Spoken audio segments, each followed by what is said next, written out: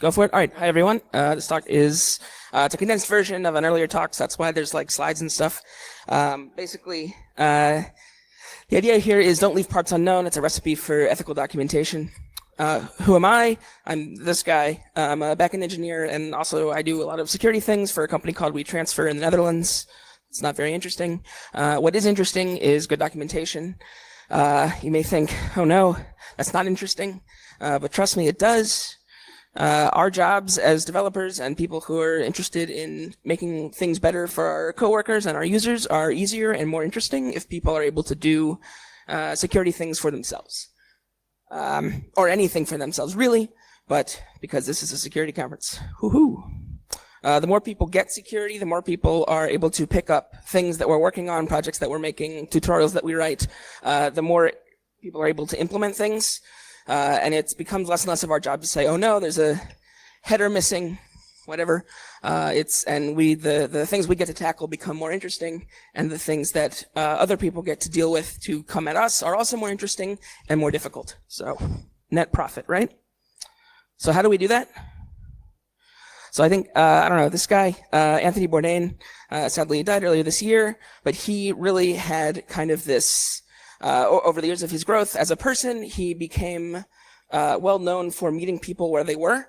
He started off as kind of like, yeah, it's crazy, there's drugs, and I'm going to eat some weird meat, and yeah. But then eventually it turned into, he would use that as an opportunity to really get to meet people and talk and work with them kind of in the spaces where they lived and worked. And I think we can apply these rules to documentation. So, 5 rules. Rule 0, have documentation. Yes, good, okay, thank you. That's it, I'm done. No. Rule 2, you want to have friendly documentation.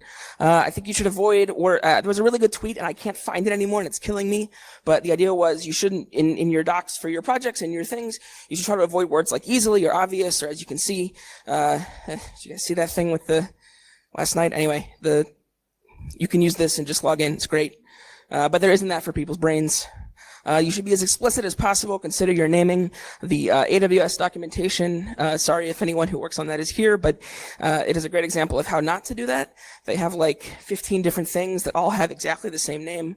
Okay, 3 in this example, but really and that are interchangeable but are all actually the same thing. Anyway, so if you want people to use your stuff, don't do that. 3, you don't have to read the text. It's just an example of what not to do. You want to have reliable, useful error messages. We get a lot of things like in our disclosure program that are like, hey, your website's on the internet, and there's like 800 paragraphs of text about why that's bad. But no, it's supposed to be there. So you have to think about kind of the balance between when you send things back to users, like is it understandable, and does it tell them enough, but does it not tell them too much? That's really hard. Number 4, don't assume a particular level of skill. We like that, someone brought it up earlier yesterday, the Mossad or not Mossad distinction. Most users, I would say, are not Mossad, no matter their level of skill, right? Where not all of us work for intelligence agencies, I assume, I don't know. Yeah, exactly. Well, that's your own problem, I guess. But what this just means, though, is that when you're working on documentation and writing things, you don't want to assume that people who are really skilled are going to pick up your stuff immediately, but you also don't want to assume the same thing of people who aren't. So it's tough. Yep, so there's 4 things, and also have documentation. I think he said once, you have to be a romantic to invest yourself, your money, and your time in cheese. I think the same thing is true of really good project and system documentation. Thanks, that's me. The end.